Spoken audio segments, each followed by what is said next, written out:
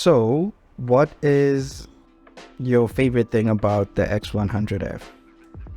It's tiny, teeny tiny. You can fit it just about anywhere.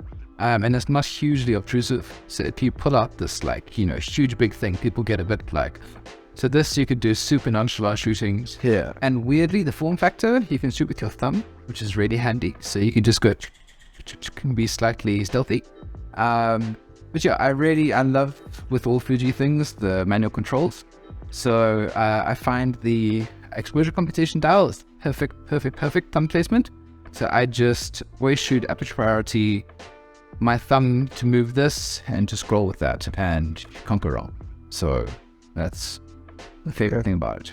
And it just looks really good. It does. Yeah. It does. And your least favorite? If you had to, nitpick. If I have to nitpick, it is not the fastest camera in terms of processing, I think.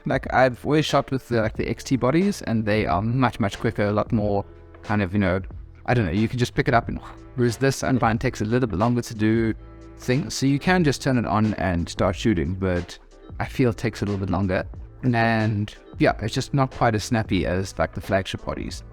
Other than that, it's pretty perfect actually. I don't have any major complaints. Only thing is, I would potentially have a 27mm lens. To me, that would be okay. Yeah. perfect.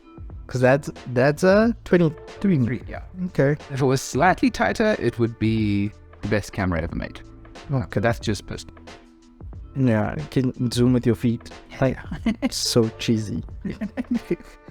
Okay. And so, again, because of all the hype with the X100v, if you were to convince somebody to opt for the 100f, what would be the reason? Basically, what would you say are the similarities between the two, and why is the X100v also compelling? Okay, so weird thing. So I have an XT4 as well, and I figured the bump up from I had XT2 before, then I had this, then XT4. I thought there'd be this major bump, especially in terms of the EVF resolution, all of that. Honestly, can't tell the difference.